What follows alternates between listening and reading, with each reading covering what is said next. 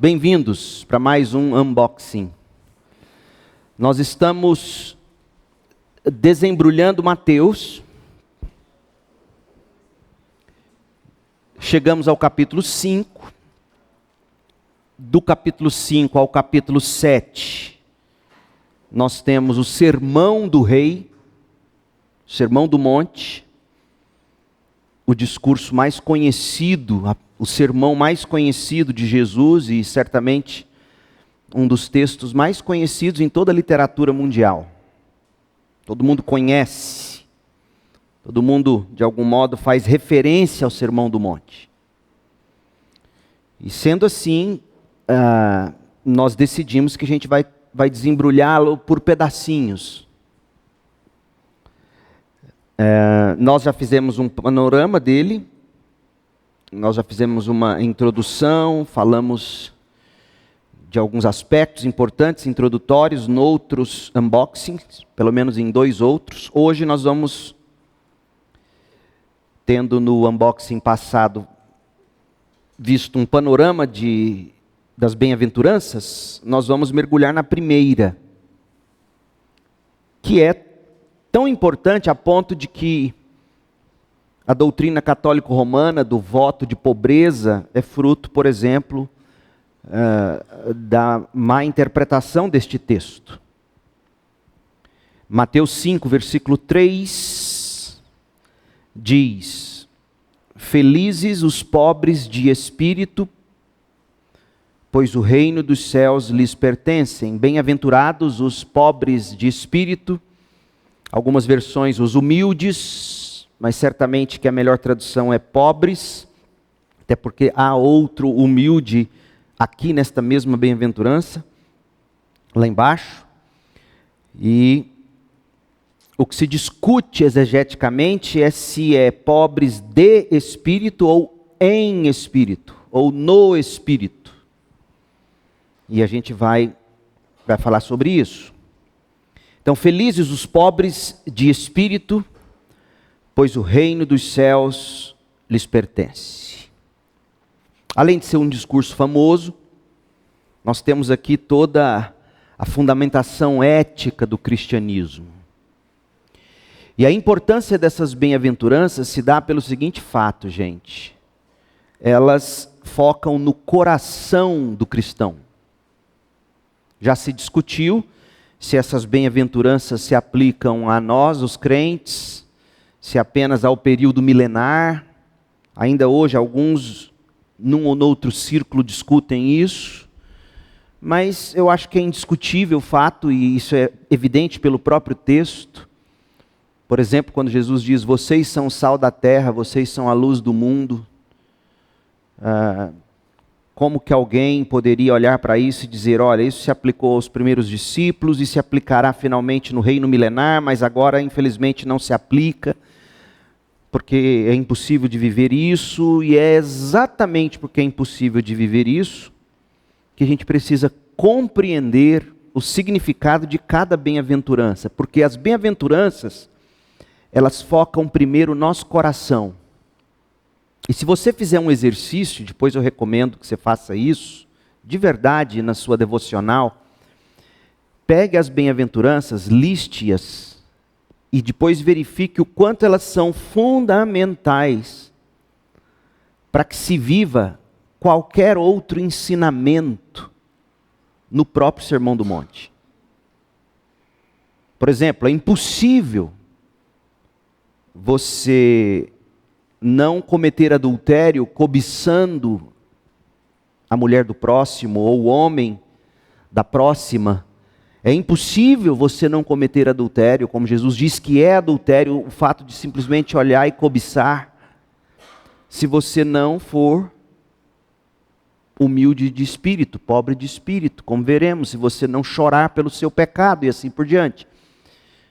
Portanto, absolutamente nada do que virá a seguir, subsequentemente às bem-aventuranças, é possível de ser vivido ou praticado, se você não entender que é tudo fruto da graça somente, pela fé somente, e tudo começa no coração.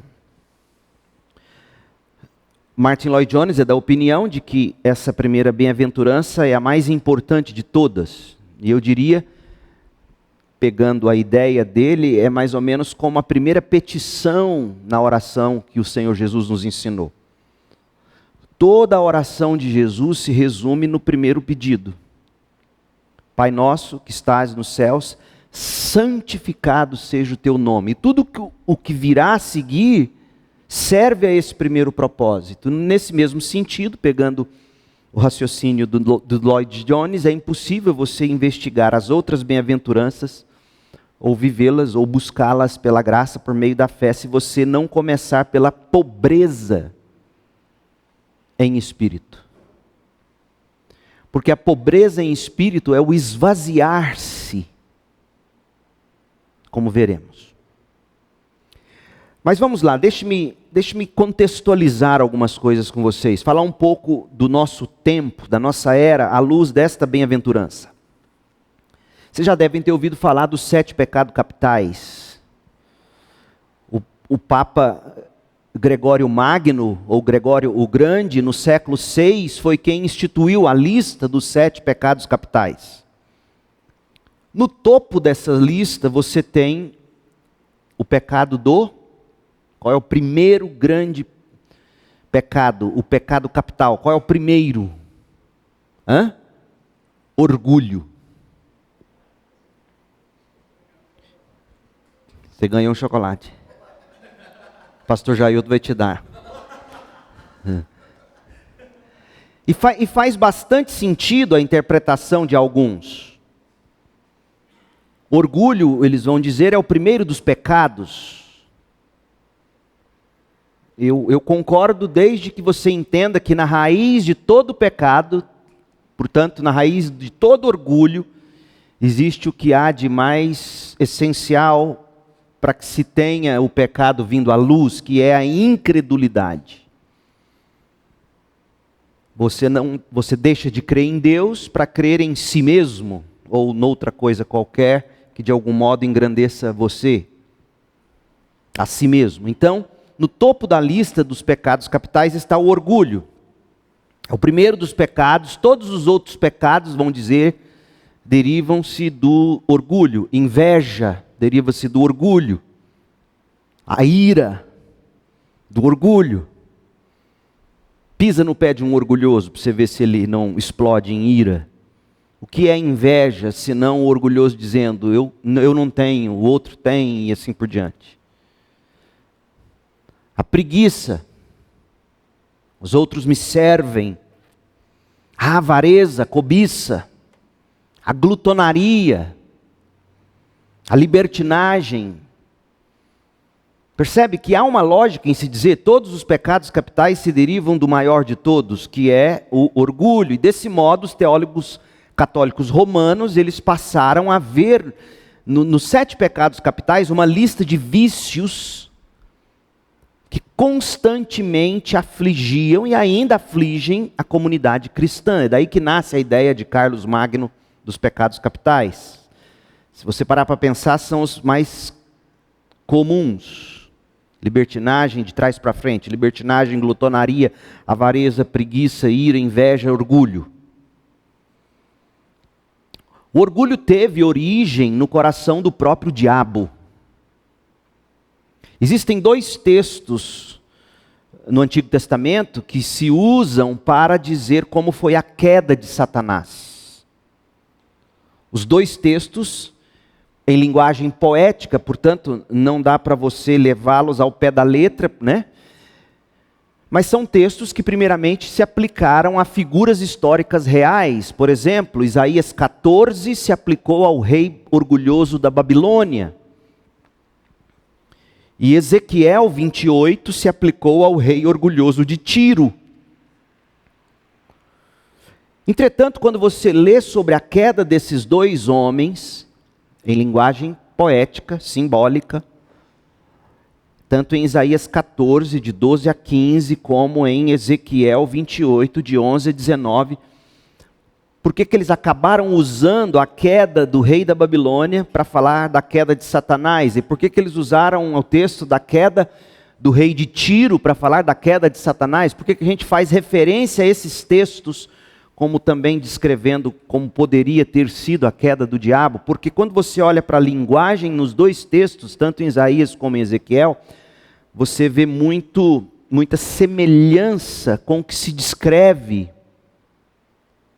do diabo falando na tentação dele, de Adão e Eva, em Gênesis 3, e também do que se vê acontecendo naquele espírito diabólico da Torre de Babel, quando se juntam em Gênesis 11, versículo 5, dizendo que queriam fazer uma altíssima torre e assim elevar o nome deles. Então, convencionou-se que Isaías 14 e Ezequiel 28 falam também da queda do diabo, mas primeiramente falaram a respeito da queda de personagens históricos. Veja primeiro Isaías 14, de 12 a 15. Porque a gente só vai entender bem e valorizar a primeira bem-aventurança, pobres em espírito, se a gente entender o que é orgulho. Isaías 14, de 12 a 15, falando de Tiro. É uma riquíssima imagem poética. O soberano babilônico, ele está aqui sendo tratado com ironia, com sarcasmo. O texto fala da elevadíssima altura do orgulho, da arrogância, da rebelião contra Deus, e como no fim ele acabou lá no Sheol, nas profundezas da queda. Isaías 14, de 12 a 15. Como você caiu dos céus, ó estrela da manhã. É uma linguagem figurada, é uma linguagem poética, portanto você não tem que levar tudo ao pé da letra. E aí as pessoas não entendem que isso aqui é uma linguagem poética, elas dizem, só pode estar falando de algo que aconteceu lá no céu. Sim, eu não estou dizendo que não pode se aplicar ao que aconteceu ao diabo, ou com o diabo. Mas primeiramente, o contexto imediato de Isaías 14 está falando do rei babilônico. E que certamente, a exemplo da queda de Adão e Eva, a exemplo de todo o pecado na história. Ora, se você analisa a forma como o diabo, Satanás, tenta Adão e Eva, é exatamente o que levou o próprio diabo a cair. Isaías 14, 12. Como você caiu dos céus, ó estrela brilhante, filho da alvorada. Está descrevendo ele com sarcasmo, a grandeza do rei. Foi lançado à terra, você que destruía as nações. Então veja que não dá para se aplicar literalmente tudo ao diabo. Antes do diabo cair, ele destruía nações? Não, ele era anjo. Não dá para você pegar esse texto e falar diretamente, isso aqui é só diabo. Não é só diabo. Pode ter acontecido assim com o diabo, mas primeiro aconteceu com o rei babilônico. Porque você dizia consigo, e aí vem o coração do orgulhoso: subirei aos altos céus e colocarei meu trono acima das estrelas de Deus. Né? O senhor Thanos, né? Vocês viram Thanos na Marvel? Aliás, gente, orem por mim, porque domingo à noite vai bombar o sermão. Eu acho que eu vou ser cancelado do YouTube. Orem por mim. Dizia consigo: subirei aos céus e colocarei meu trono acima das estrelas de Deus. Dominarei no monte dos deuses, nos lugares distantes do norte. Está vendo aqui o monte dos deuses? Você lembra do Salmo 48, que fala do monte do Senhor, o monte Sião? É uma referência a essa região do norte, onde se atribuía os montes do norte à morada dos deuses na mitologia cananeia. Subirei, dizia o rei babilônico, aos mais altos céus e serei como o Altíssimo. Em vez disso, vem a sentença: tu serás lançado ao lugar dos mortos, ao mais profundo abismo. Então esse é o orgulho. É ver-se superior a Deus e querer colocar-se acima de Deus. E foi essa a queda do rei babilônico. Certamente que de algum modo assim também caiu Satanás do céu. Ezequiel 28, 11, que é outro texto, falando agora do rei Tiro, do rei de Tiro, perdão. Capítulo 28 de Ezequiel, verso 11. Também recebi esta mensagem do Senhor: Filho do homem, entoe este cântico fúnebre para o rei de Tiro. Transmita-lhe a seguinte mensagem do Senhor soberano: você era modelo de perfeição, cheio de sabedoria e beleza. É uma linguagem, agora vem aonde as pessoas usam para falar do diabo. Estava no Éden, o jardim de Deus. Mas não dá, a imagem não liga totalmente, porque o diabo só foi parar lá no Éden, segundo a gente lê em Gênesis, depois que ele caiu do céu. Talvez de algum modo ele andasse pelo Éden, servindo a Deus no Éden. Mas veja, a linguagem figurada aqui em primeiro plano é para dizer: Tiro morou em lugar privilegiado, que poderia ser chamado de jardim de Deus. Suas roupas eram enfeitadas com todas as pedras preciosas. E de novo, pode sim fazer referência ao diabo e a algum ministério dele antes da queda no jardim. Não estou dizendo que não possa. Mas o que você tem que enxergar aqui é que primeiro essa foi a trilha da queda do rei de Tiro, certamente também de algum modo de Satanás, e de qualquer um que se deixa embriagar pelo orgulho. Então ele morava em lugar privilegiado, ele tinha acesso às bênçãos de Deus, modelo de perfeição, todo mundo elogiava, cheio de sabedoria, cheio de beleza. Ou seja, a graça comum abençoou um rei pagão a este ponto. Suas roupas eram enfeitadas com todas as pedras preciosas: rubi, topázio, esmeralda, crisólito, ônix e jaspe, safira, berilo e turquesa, todas trabalhadas com cuidado para você sobre o ouro mais puro. Foram-lhe entregues no dia em que você foi criado, talvez no nascimento do rei. Eu o escolhi, eu o ungi. Como querubim guardião, de novo, você se lembra da profecia messiânica? Né, quando fala, um menino nos nasceu, um filho se nos deu, está falando primeiro do rei de Israel, que me foge o nome dele agora, a época, mas também é uma profecia messiânica, a mesma coisa aqui, pode estar falando do Tiro, o rei de Tiro, e ao mesmo tempo descrevendo o Satã que caiu do céu. As coisas se misturam aqui. Eu o escolhi e ungi como querubim guardião. Você tinha acesso ao monte santo de Deus, andava entre as pedras cintilantes, era imprevisível em tudo que fazia, desde o dia em que foi criado, até que se achou maldade em você. Ou seja, aquele filho de Deus que dá trabalho. Sabe o filho do pai que dá trabalho? Aquele filho da mãe que dá trabalho. O pai corre, cuida, não adianta, e o menino, você tira o olho dele, um segundo ele some ou destrói a casa. Era imprevisível em tudo que fazia. Seu rico comércio o levou à violência, o comércio do rei. Você pecou, por isso o bani em desonra do monte de Deus. Eu o expulsei, ó querubim guardião, de seu lugar entre as pedras cintilantes. Por quê? Por que aconteceu isso tudo? Verso 17. Seu coração se encheu de orgulho por causa de sua beleza. A nossa maior fraqueza, gente, são os nossos pontos mais fortes. Não se esqueça disso. Sua maior fraqueza não são suas fraquezas, são seus pontos fortes. Sua beleza, seu privilégio. Sua sabedoria se corrompeu por causa do seu esplendor. E veja que todo o esplendor, Deus cuidou de nos dizer, foi dado pelo próprio Deus para ele, desde o dia em que ele nasceu, o rei de Tiro. Deus também abençoa pagãos. Por isso o atirei à terra e o expus ao olhar dos reis. É uma linguagem figurada, dizendo, você morava acima das nuvens, de tão grande que você era, eu lancei você no seu lugar, coloquei você no seu lugar. Você profanou, sua sabedoria se corrompeu por causa do seu esplendor, por isso atirei à terra e o expus ao olhar dos reis. Verso 18. Você profanou os seus santuários com seus muitos pecados e seu comércio desonesto. Por isso fiz sair de dentro de você um fogo que o consumiu, ele mesmo se destruiu. Gente, esse texto é muito rico. E você percebe que, olhando para ele, apenas tentando enxergar o diabo aqui, a queda do diabo, você não conseguiria ver as riquezas que há aqui? Porque primeiro se aplicou a Tiro, ao rei de Tiro.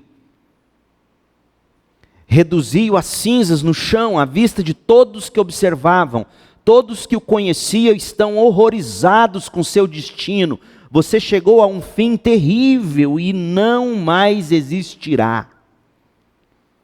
É isso que o orgulho faz com a gente. Mata, destrói, humilha, destrona.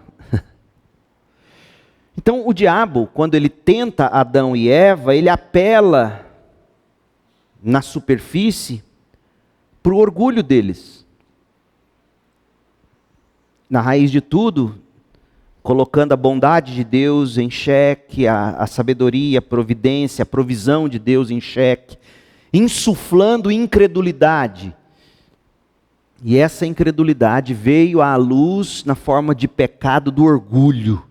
Adão e Eva queriam ter o conhecimento de Deus, queriam saber discernir o bem do mal, o mal do bem, sem precisar de Deus dizer, isso é bom, isso é mal, isso é bom, isso é mal. Quando o diabo chega neles, insufla a incredulidade. Por que Deus disse isso? Será que ele disse isso mesmo?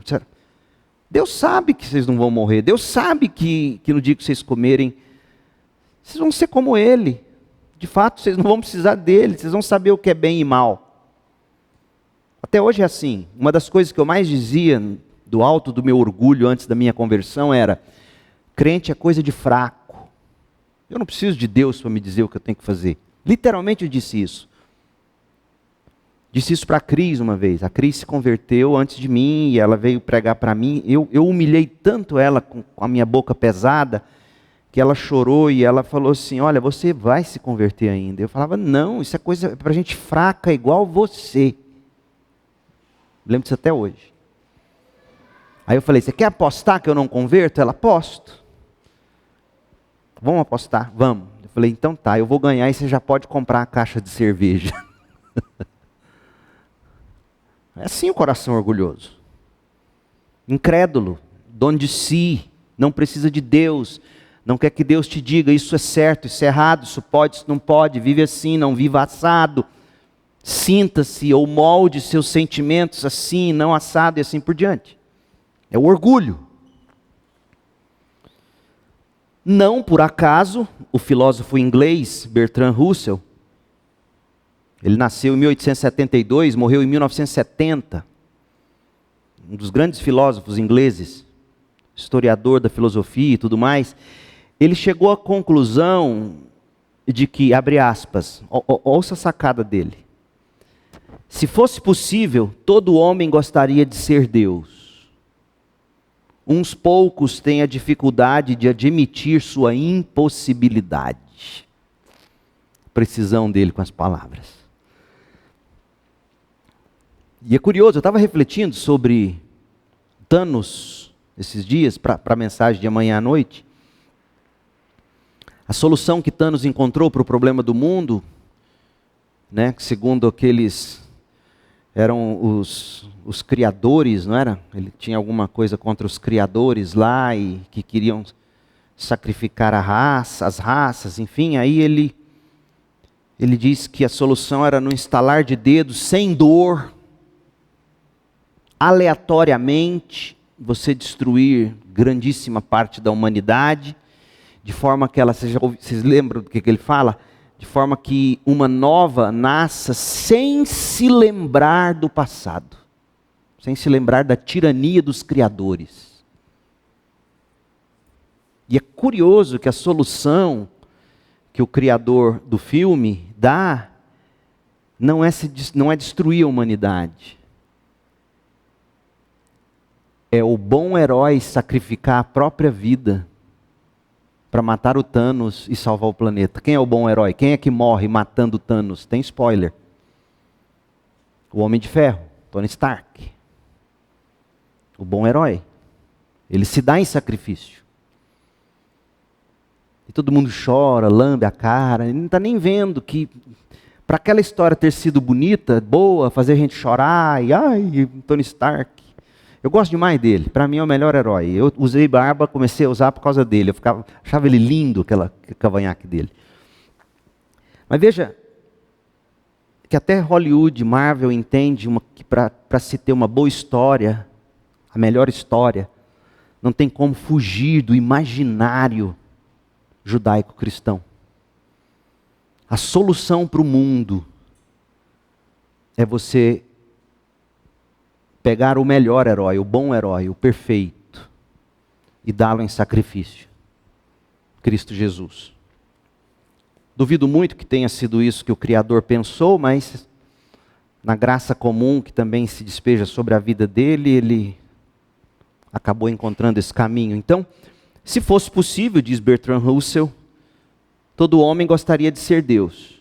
Uns poucos têm a dificuldade de admitir essa impossibilidade, ou sua impossibilidade. E assim, gente, o orgulho ele continua provocando a queda em massa do homem moderno. Abra comigo em Provérbios 16, 18 e 19. Provérbios 16. Provérbios foi escrito para se educar as crianças, os meninos, os jovens, os líderes da nação de Israel. E uma das grandes lições que pai e mãe tinham que ensinar para o filho era: meu filho, Provérbios 16, 18. O orgulho precede a destruição, a arrogância vem antes da queda. O arrogante cai. E aí vem o seguinte: é melhor viver humildemente com os pobres que repartir o despojo com os orgulhosos, as suas conquistas, à custa do sangue dos outros. Mas esse é o mote do mundo. Você triunfar sobre a ruína do outro, não é assim? Triunfar sobre a ruína do outro e dividir os despojos com orgulho.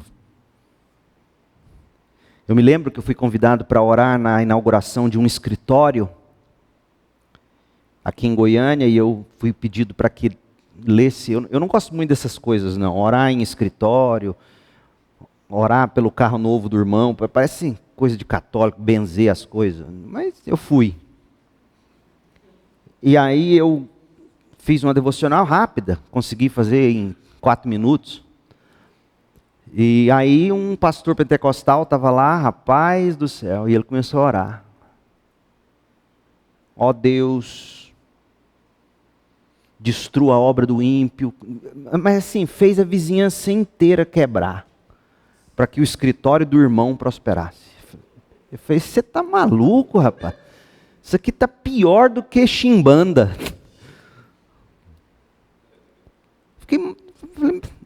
É melhor viver humildemente com os pobres que repartir o despojo com os orgulhosos. Despojo de irmão, de ímpio. Quer dizer, se Deus abençoa Tiro, se Deus chama Ciro, meu servo. Então esse é o mundo evangélico. Mundo evangélico. Hoje ensina você a ter o orgulho santo. De que modo o mundo tem transformado o pecado do orgulho em virtude? Primeiro, mudando a definição de orgulho. Chamam o orgulho hoje de amor próprio, autoestima, autossuficiência, autodependência. E se você define o orgulho assim, como autoestima e tudo mais, combater o orgulho se tornou assim como o cigarro, é prejudicial à saúde. Mesma coisa. Estava esses dias pagando algo na padaria e tinha aqueles cigarros. Eu falei, gente do céu, se eu fumasse e visse um troço desse, eu ia largar na hora. Estava lá assim, fumar brocha. Bem na carteira de cigarro. Eu falei, meu Deus do céu, que trem esquisito. Fumar brocha. Tem gente que acredita que combater o orgulho é brochar o outro. Eu falo isso brincando, mas isso é sério. A redefinição da palavra orgulho faz com que o combate ao orgulho seja problema de saúde mental. Nós chegamos a esse ponto, a civilização ocidental. Na tentativa de se, entre aspas, levantar a autoestima das pessoas, na maioria das vezes, procede-se acobertando condições pecaminosas do indivíduo, atitudes pecaminosas, pensamentos de todos os tipos pecaminosos, motivações pecaminosas. Tudo em nome de elevar a autoestima. Redefiniram o orgulho. Essa é a primeira maneira de se transformar o orgulho em virtude. Você redefine ele. É isso que a sociedade faz com todo e qualquer pecado. Antigamente, pecado era pecado. Hoje não se fala em pecado, se fala em transtornos, etc. Eu postei no meu Instagram um livro, tá lá, depois você dá uma olhada. Achei fantástico, traduzido pela Clarice Lispector. Em 1975. E fico imaginando, Clarice leu aquele livro. É um livro clássico, ele é citado por teólogos da envergadura de Van Hooser, Plântiga. Clarice Lispector traduziu o livro, esqueci o nome dele, está lá no meu Instagram. Postei agora, recentemente. E ele vai dizer que a sociedade transformou o pecado em neuroses, etc. Isso em 1975, imagina 2023. Então, primeiro, você muda a definição. Segundo, você transforma o orgulho em virtude, justificando a motivação. Dizem que orgulho e presunção são necessários para se obter o sucesso. Nietzsche. Um parênteses. Tem se redescoberto Nietzsche recentemente. Se você quer entender a filosofia de Nietzsche e o quanto Nietzsche é destrutivo para a cosmovisão cristã,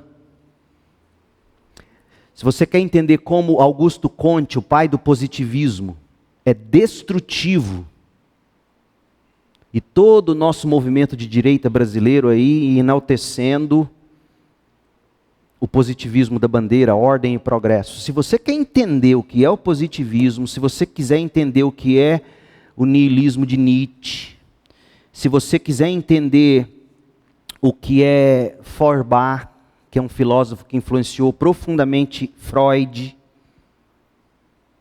se baseou, a Bíblia, uma das Bíblias de Freud era o filósofo Feuerbach.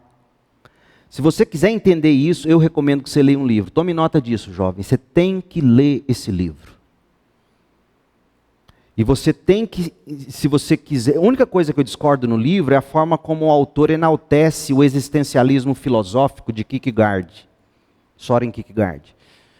Mas eu até acabo entendendo o que ele quer fazer na sequência, porque ele está falando de uma época de Comte com o positivismo, de Nietzsche com o niilismo, Feuerbach.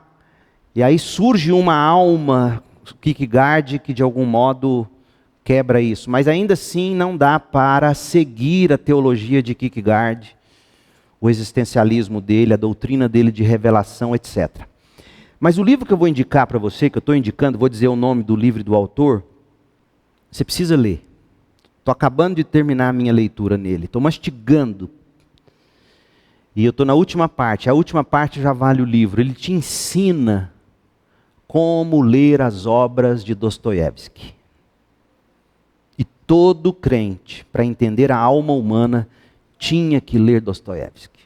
Eu estou lendo um livro dele agora, de Dostoiévski, chama Memórias da Casa dos Mortos. Do Subsolo não, o Subsolo é o fininho, é o livro mais difícil dele, não comece por esse livro.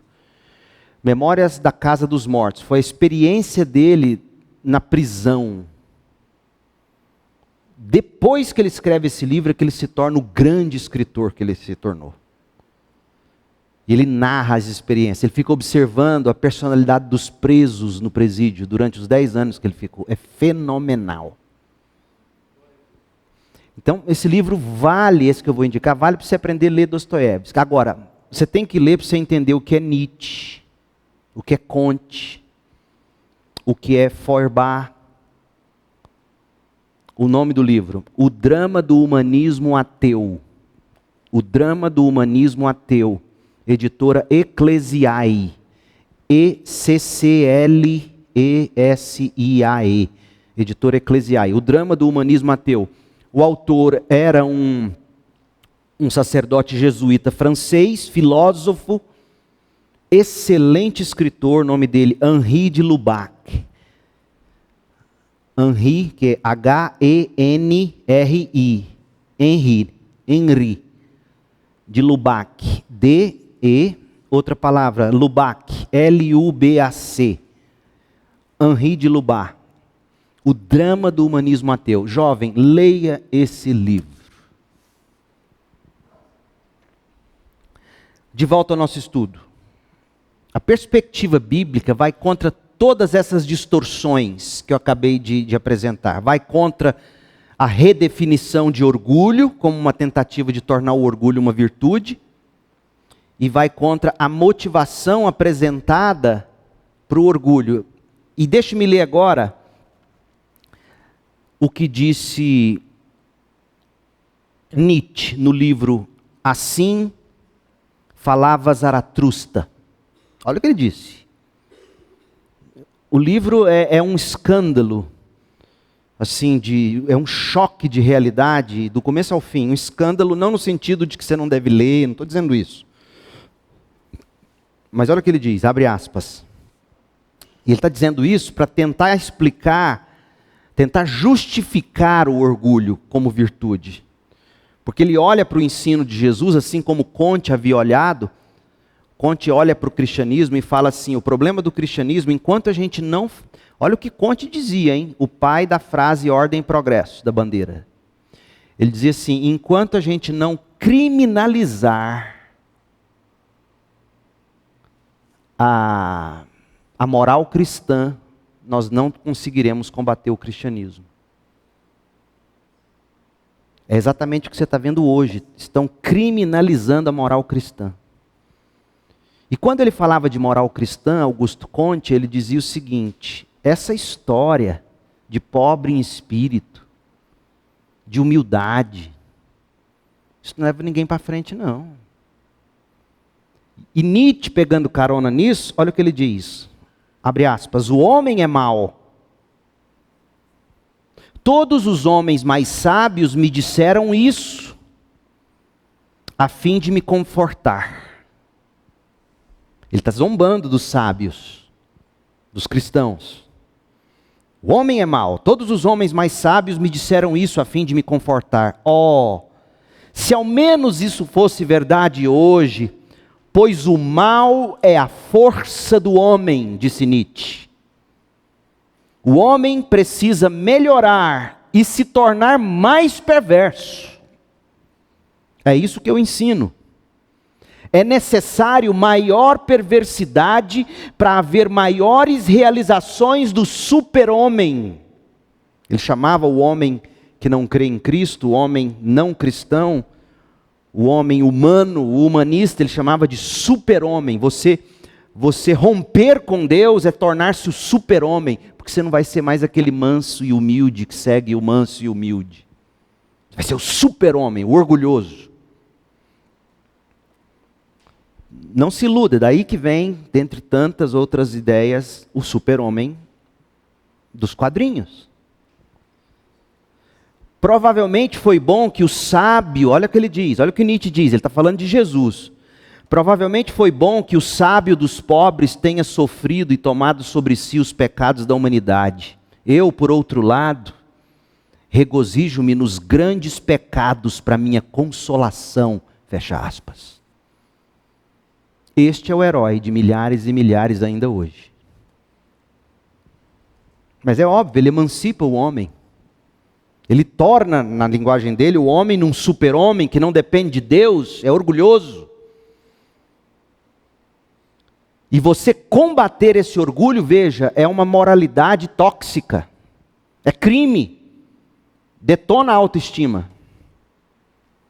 Você entendeu onde nós estamos chegando, jovem? Você entendeu onde a gente está travando a luta? Mas a perspectiva bíblica vai contra todas essas distorções. Vai tanto contra a redefinição do orgulho, quanto contra a motivação apresentada para o orgulho, no caso de Nietzsche. A Bíblia, além de definir o orgulho como pecado, a Bíblia ensina que o orgulho é o caminho para a ruína, para a morte. Porque Deus deixa de ser o centro de gravidade para eu mesmo me colocar como centro de gravidade da minha vida e do mundo. Umbiguismo, já ouviu falar nessa expressão? Umbiguismo, eu vivo para o meu umbigo. É o cristianismo umbiguista de hoje. Olha o que disse Ambrose Bierce, um dicionário que ele chamou de, o nome do livro desse autor, Ambrose Bierce, o dicionário do diabo. Aí ele vai definir termos segundo o diabo os define. O dicionário do diabo, egoísta, olha como ele definiu o egoísta. O diabo, como que o diabo define o egoísta? Preste atenção. É uma pessoa com mau gosto, mais interessada nela mesma do que em mim. É assim que o diabo define o orgulho. O egoísta, perdão. O egoísta, quem é o egoísta de Satanás? O egoísta é a pessoa de mau gosto, está mais interessada nela mesma do que em mim. Já o dicionário de Oxford, falando sério agora, ele definiu o orgulho desse modo: uma presunção irracional de superioridade. Opinião arrogante das qualidades de si mesmo. Agora tome nota, veja quais são os sinônimos de orgulho. Sinônimo de orgulho: presunção, arrogância, egoísmo, vaidade, altivez, soberba, satisfação própria, egocentrismo e outros. Gente, na busca incansável pela felicidade, a ética secular moderna, filha do humanismo ateu dos filósofos, apenas que com roupagens mais atraentes, a ética moderna toma o orgulho como sendo o caminho para a autorrealização. Ouvindo, ou relendo, estou ouvindo também audiobook e relendo o Sermão do Monte, estudos no Sermão do Monte do Lloyd Jones. Quando ele vai falar das bem-aventuranças, sabe o que ele critica na época dele? Fotografias de personalidades nas revistas. Eu falei, ainda bem que Deus levou ele antes. Se ele vivesse na época do Instagram,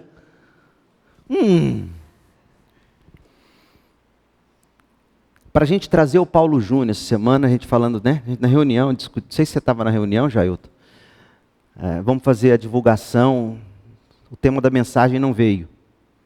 Ele não teve tempo ainda de mandar, enfim, a vida dele é corrida. E a gente pensou, como é que a gente divulga? Primeira coisa, vamos pôr uma foto dele. A gente transforma a coisa boa num perigo, gente. Qual é a diferença do evangelho pregado pela boca do Paulo Júnior ou de qualquer outro crente humilde e sincero? Nenhuma. Eu sei que o Paulo Júnior acredita nisso. Isso aqui não é uma crítica ao Paulo Júnior, muito pelo contrário, a gente sabe da seriedade dele. Eu estou criticando as multidões que vão atrás só dos Paulos Júniors. Qual o problema? Sinceramente, o que é o evangelho na boca do Nicodemos? Qual a diferença desse evangelho na boca do Jonas Madureira, do Iago Martins, do Leandro Peixoto, para aquele manso e humilde homem de Deus, no anonimato, que ensina e prega a verdade? Cuidado com a sedução dessa geração. Mas sim, venham ouvir o Paulo Júnior. Não estou dizendo agora, né, pai? Não vou lá não. Venha. Mas você percebe onde eu quero chegar? O perigo. Na busca incansável pela felicidade, a gente toma o orgulho como sendo o caminho certo para a autorrealização.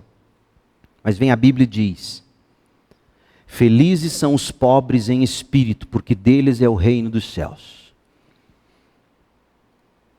Isso significa que na ética do reino de Deus, humildade é um traço do caráter do crente. Veja, a humildade de que Jesus está falando não é um traço natural da personalidade de alguém. Humildade de que Jesus fala é uma obra do Espírito. Deus não é um desmancha-prazeres cósmico. A vontade de Deus é que a gente seja feliz. E para isso, na infinita sabedoria dele, o Senhor nos deu princípios, por meio dos quais nós podemos verdadeiramente, gente, ser felizes. Isto é, vivendo um modo de vida diferente de tudo. Um modo de vida bíblico. Este é o resultado. A felicidade. O processo é viver a vida de modo bíblico. E Jesus começa dizendo, a felicidade é para os pobres em espírito. Por que que as bem-aventuranças começam com a pobreza em espírito? Porque assim como o orgulho, que é filho da incredulidade, assim como o orgulho, ele pavimentou o caminho do homem na rota do pecar, e se separar de Deus, como nós vimos no caso do rei da Babilônia, Tiro, Adão e Eva, certamente Satanás. Assim como o orgulho pavimentou a rota para a destruição da nossa separação de Deus e, consequentemente, a morte espiritual, a humildade é o caminho que te leva de volta para a vida e a comunhão com Deus. Cheio de si, você não precisa de Deus. Mas pobre em si, você precisa de Deus. E aí o reino dos céus é seu. Cheio de si, você não precisa de Deus. Agora, pobre em si, você almeja Deus. Assim como o orgulho, filho da incredulidade, o orgulho faz brotar todos os outros pecados, como vimos.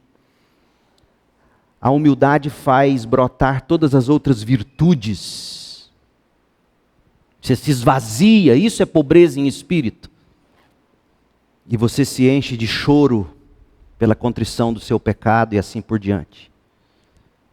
Note bem, as bem-aventuranças estão numa ordem progressiva. A gente falou isso no último unboxing.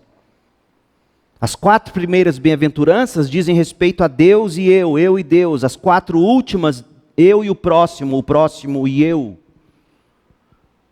A humildade ou pobreza em espírito é a atitude certa diante de Deus. Eu me esvazio e me achego a Deus com minhas vasilhas vazias para receber dele mesmo o óleo. Eu choro diante de Deus. Eu sei quem eu sou diante de Deus e eu sou transparente com os outros. Eu sou manso. Eu tenho fome e sede de justiça, eu ajo com misericórdia, eu sou limpo de coração, eu sou pacificador, e por ser tudo isso, sabe qual é o resultado? Eu vou ser perseguido.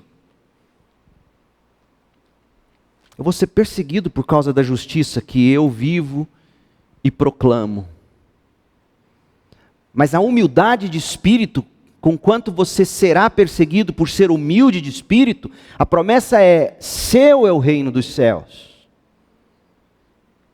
A pobreza em espírito é o caminho de volta para Deus, não porque ela é a moeda de troca, mas ela é o fruto imediato da regeneração que te faz chegar diante de Deus pobre, vazio. E aí vem a pergunta, o que é pobreza em espírito? Alguns vão sugerir que é pobreza material. Porque Lucas, nas bem-aventuranças narradas por ele, em Lucas 6:20, omitiu a palavra espírito. Diz assim, bem-aventurados vós, os pobres, porque vosso é o reino de Deus.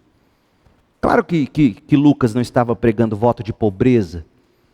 Pobres no sentido, esse é o contexto de Lucas, quando ele diz bem-aventurados pobres, o contexto é, vocês são pobres no sentido de que vocês não precisam ostentar as coisas que o mundo ostenta. O mundo olha para você e diz, ele é pobre. Ele não ostenta o que eu ostento. Não é voto de pobreza. Jesus está tratando não de pobreza material em si, porque ser pobre em si pode ser Pode provocar você ao pecado também. O sábio de provérbio faz isso. Ele não quer muito, ele não quer pouco. Ele não quer muito para se orgulhar e ele não quer pouco para não cobiçar e roubar. Percebe? O que é a pobreza espiritual? Se você olhar a NVI, ela traduziu pobre em espírito. Houve um teólogo, filósofo, místico brasileiro, Humberto Roden, naqueles livros de rodoviária, de supermercados, já deve ter visto o Sermão da Montanha dele. Mas ele fez uma exegese tão interessante desse versículo. Ele diz que na Vulgata, que é a tradução da Bíblia ao latim, a Vulgata, e a gente encontra isso na NVI, você não encontra o tópico pobre de espírito. Você vai encontrar pobres pelo espírito, ou seja, o espírito te tornou pobre. Pobres segundo o espírito, ou pobre em espírito, como traduziu a NVI. E o Holden argumenta assim: na tradução pobre de espírito, entende-se o genitivo como se disséssemos, fulano é pobre de saúde, pobre de inteligência, pobre de sabedoria. Isto é, no genitivo, dá a ideia de falta de alguma coisa, ele é pobre de alguma coisa, ele é pobre de espírito. De maneira que nem a gramática, nem o espírito geral de Cristo Nazareno permitem a tradução pobres de espírito. Bem-aventurados os que pelo Espírito, diz ele, bem-aventurados aqueles que pelo Espírito desapegaram-se de si mesmos, ou bem-aventurados aqueles que no Espírito ou pelo Espírito se fizeram pobres de si mesmos, e largaram, portanto, os prazeres passageiros dessa vida. Entende a ideia? A ideia é essa. A gente quer falar mal de alguém, a gente fala assim, nossa, fulano é tão pobre de espírito. Mas não é nesse sentido. Existe, William Barclay vai dizer, duas palavras para pobreza no Novo Testamento, ou no grego do Novo Testamento. Pitokos, que é a que está usando aqui, e cuidado com a próxima pronúncia, penes. Pitokos é o sujeito que literalmente mendiga, precisa que o outro lhe dê para ele sobreviver. Quando você queria chamar alguém de mendigo que vive da esmola dos outros, você dizia pitokos, é o que está na bem-aventurança. Agora tem o penes, que é aquele pobre que trabalha, ele compra a sua comida, mas no fim do mês não sobrou nada. Ele é pobre, mas ele se sustenta. Esse é o penes. O pitokos, se ele não mendigar, ele não tem o que comer. Essa é a alma diante de Deus. Ou Deus me sustenta com as migalhas da graça, mas a gente sabe que não é com migalhas que Ele nos sustenta. Sabe os cãezinhos ao redor da mesa? Ou Ele nos sustenta, ou a gente morre. Esse é o pobre em espírito. É aquele que chega literalmente com o chapéu diante de Deus e dizendo, todo dia, de manhã, de tarde, de noite, dá-me da tua graça, senão eu morro. Eu dependo da tua graça. Eu sou pitokos. Pitokos, eu sou pobre, mendicante. Nós não somos do tipo que se autossustenta. Nós não somos do tipo penes, que vive do próprio sustento, do próprio braço, do próprio esforço, ainda que não sobre nada no fim do mês. Não, nós somos pitokos, nós temos nada. A gente é do tipo que ora, e Jesus vai orar. O pão nosso de cada dia nos dá hoje. Esse é o pitokos, ele precisa para hoje. Então, felicidade para Jesus é aquele que chegou ao estado de dizer, eu não tenho em mim, nada nesse mundo pode me dar. É aquela frase de Lewis, né? É um sentimento de algo de outro mundo, provando que eu sou de outro mundo, eu não sou daqui. Aqui eu sou pobre, miserável, cego e nu, como vai dizer lá em Apocalipse. Esse é o pobre em espírito, ele se curva, ele mendiga, ele pede a Deus. Ele não é autossuficiente, ele é incapaz até mesmo de autossubsistência. A melhor ilustração do pobre em espírito, em comparação ao rico em espírito, é a parábola do fariseu e do cobrador de impostos. Lucas 18, veja lá. Lucas 18, de 9 a 14. Em seguida, Jesus contou a seguinte parábola àqueles que confiavam em sua própria justiça, o rico em espírito. Tinha todos os recursos em si mesmo para se justificar diante de Deus. Não era pitokos. E por isso ele desprezava os demais. Ele dizia, 2 homens foram ao templo orar. Um deles era fariseu, o outro era cobrador de impostos. O fariseu em pé fazia esta oração: eu te agradeço, Deus, porque eu não sou como as demais pessoas. Eu não sou desonesto, eu não sou pecador, eu não sou adúltero. E com certeza não sou como aqueles cobradores de impostos. Eu jejuo 2 vezes por semana, eu dou o dízimo de tudo que eu ganho. Rico em espírito, orgulhoso, totalmente perdido, ainda que falando com Deus. Verso 13, mas o cobrador de impostos, pobre em espírito, pitokos, ele ficou à distância e não tinha coragem nem de levantar os olhos para o céu enquanto orava. Mendigo. Em vez disso, batia no peito e dizia: Deus, tem misericórdia de mim, pois eu sou pecador. A conclusão de Jesus: eu lhes digo que foi o cobrador de impostos, o pitokos, e não o fariseu. Foi o falido em espírito, o mendigo em espírito,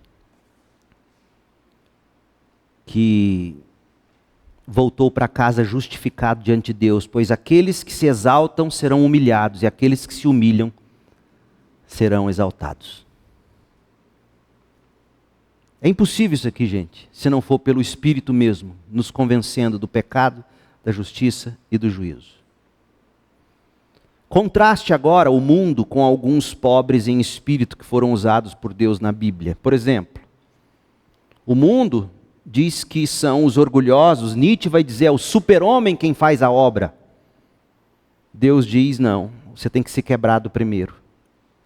Jacó, enquanto ele não se humilhou, enquanto Deus não quebrou a perna dele, enquanto ele não começou a mancar, gente, deixa eu te dizer isso de todo o coração, desde que eu tive meu pânico em 2005 e até hoje eu tomo meu remédio.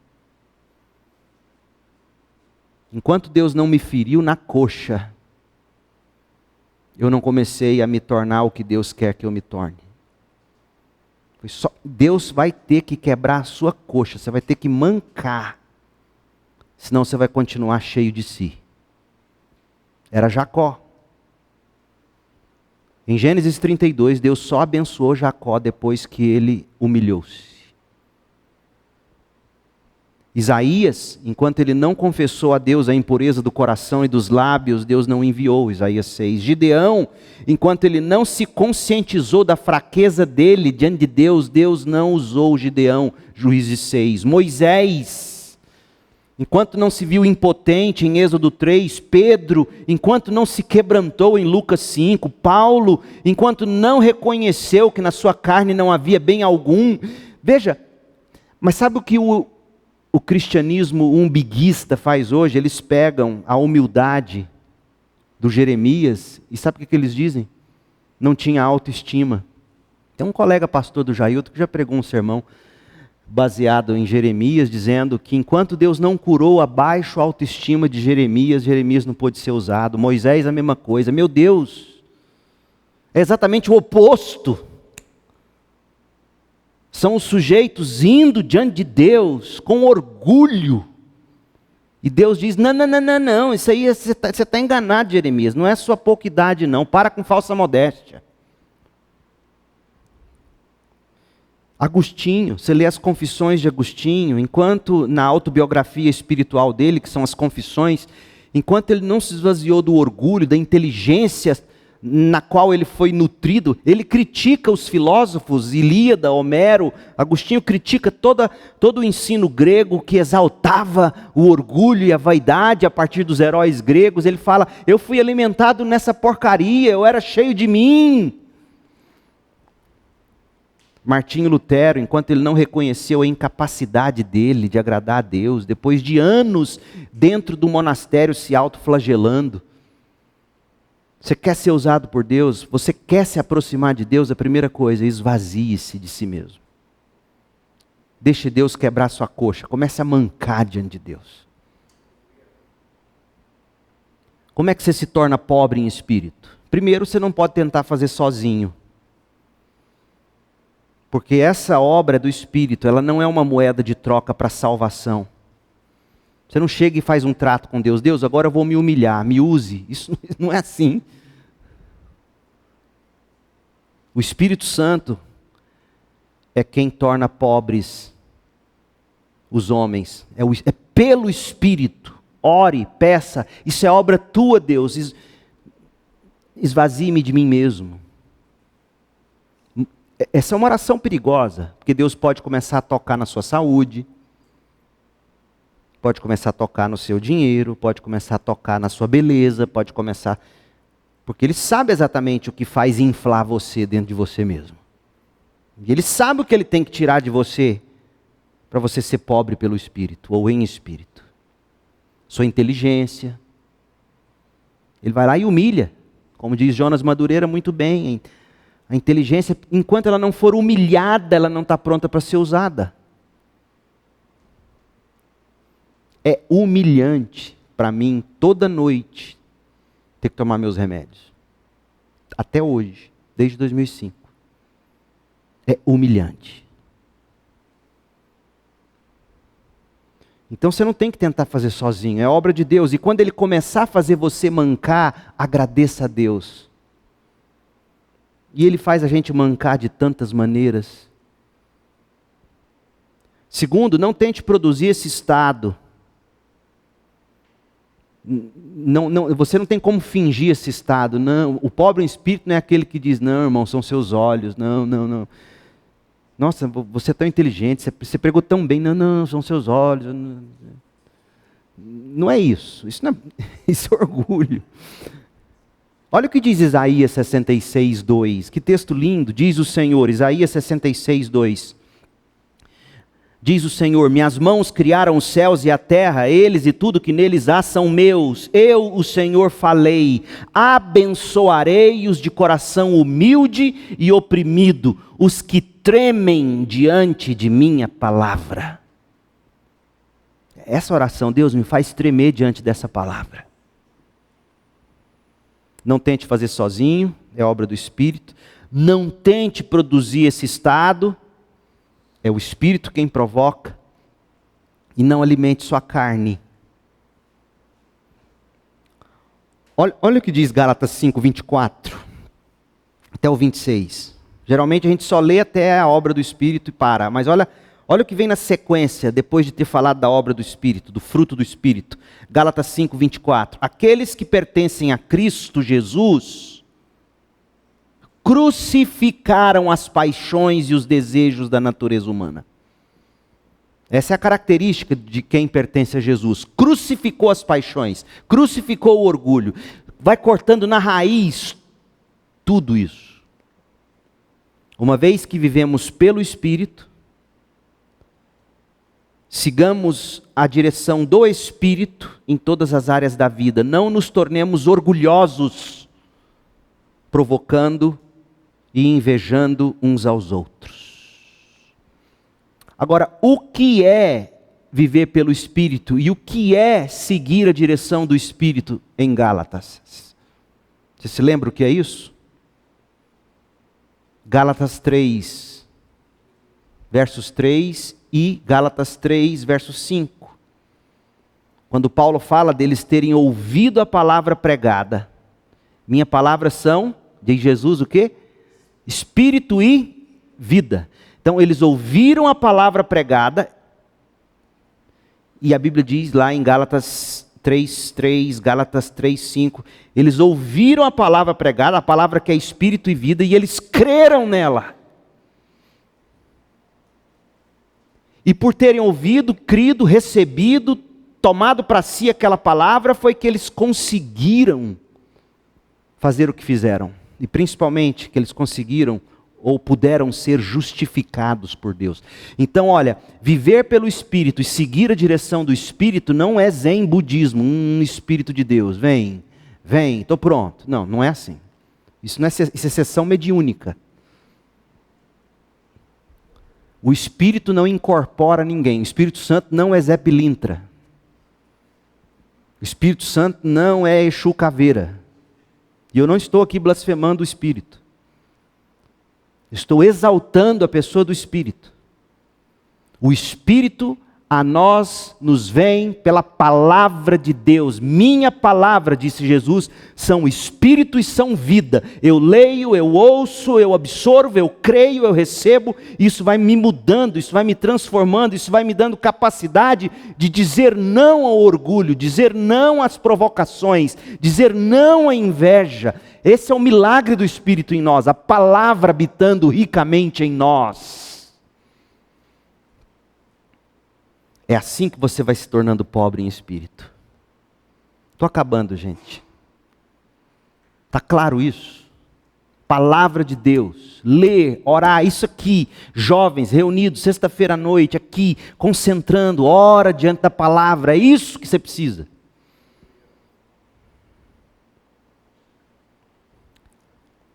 A última pergunta que eu quero responder. Qual a vantagem da pobreza em espírito? Pastor, que vantagem tem nisso? Que vantagem tem de eu esvaziar de mim mesmo, eu me humilhar diante de Deus, ficar como um mendigo pedindo a graça de Deus? Que vantagem tem nisso? Deixa eu te dizer uma coisa. Isso é a prova de que os céus são seus. Você tem noção? O reino dos céus pertence aos que são pobres em espírito. Só isso. Você quer outra motivação? E é mendigando literalmente a graça de Deus que você chega e toma posse do reino, que é seu pela graça, por meio da fé. Você não chega cheio de si. Por que você vai entrar no reino dos céus? Pergunta o Senhor, o Cordeiro de Deus. Você diz, porque eu criei. É verdade, você creu. Você não vai dizer isso.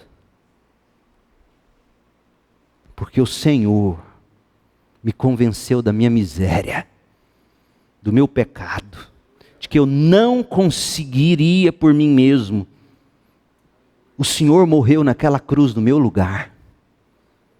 A ira de Deus foi despejada sobre o Senhor lá. O Senhor absorveu a ira de Deus. O Senhor propiciou a ira de Deus. O Senhor enviou o seu Espírito. E o seu Espírito aplicou a mim o amor do Pai, o teu amor, a tua obra. O Senhor regenerou, ó Espírito de Deus. O Senhor regenerou meu coração. O Senhor me deu fé. Eu vou entrar no reino dos céus por causa da vida e da obra do Senhor, Cordeiro de Deus, que tirou o meu pecado. Eu criei, mas porque o Senhor me deu fé. Isso é pobreza em espírito. Isso é fé genuína, bíblica. Isso está em consonância com Isaías 57:15. O alto e sublime que vive na eternidade, o santo diz, habito nos lugares altos e santos e também com os de espírito oprimido e humilde. Eu dou novo ânimo aos abatidos e coragem aos de coração arrependido. Qual é a vantagem de ser humilde em espírito? Você vai perder a sua vida, mas vai ganhar a verdadeira vida. Você vai perder esse mundo, mas vai ganhar os céus. Você vai morrer, fazer morrer sua natureza pecaminosa pelo Espírito. Você vai fazer morrer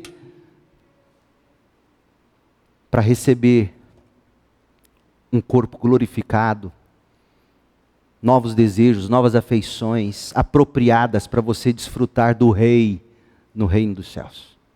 É só isso. Se isso não te apetece, não há outra promessa bíblica. E se houver, é ídolo.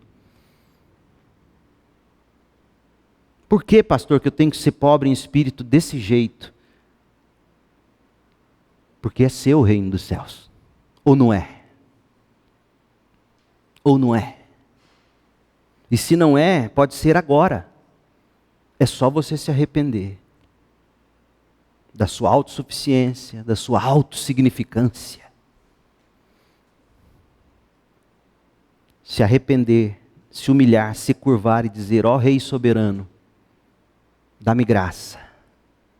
Humilhe-se debaixo da poderosa mão de Deus, diria Pedro, para que na hora certa Ele te exalte.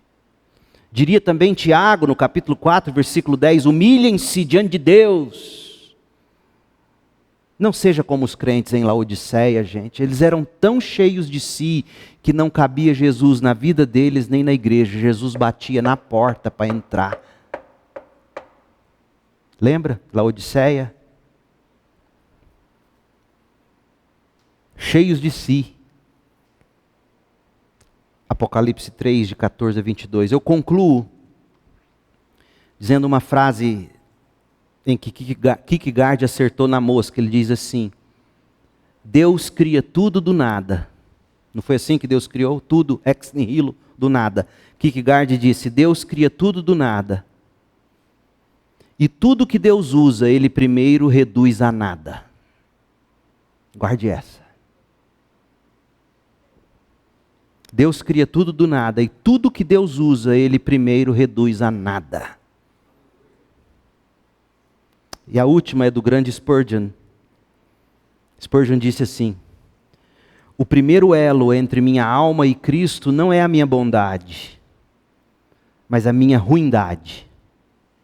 Não os meus méritos, mas a minha miséria, e não as minhas riquezas, mas a minha pobreza, a minha necessidade de perdão, justificação, santificação e glorificação. Felizes são os pobres em espírito, é deles o reino dos céus. Deus te abençoe. Pai, em nome de Jesus, quebranta-nos, convença-nos do pecado, da justiça e do juízo. Dá-nos um coração mendicante, pobre, esvaziado de si, para que o Senhor, pela palavra, nos encha do Teu Espírito, para que a Tua palavra habite ricamente em nós, e assim vá nos formando a imagem do Teu Filho eterno. Ó Deus, dá-nos alegria de saber que bem-aventurados, felizes são os pobres em espírito. Simplesmente porque é deles o reino dos céus. Como é difícil viver neste mundo que exalta o orgulho como virtude. Como é difícil, meu Deus. Como é sutil. Livra-nos dessas armadilhas, livra-nos de redefinir o pecado. Dê a cada jovem, a cada um dos que me ouve agora, o desejo de cultivar a pobreza em espírito, para que se encha cada vez mais do Senhor, porque é desses o reino dos céus. Em nome de Jesus oramos. Amém.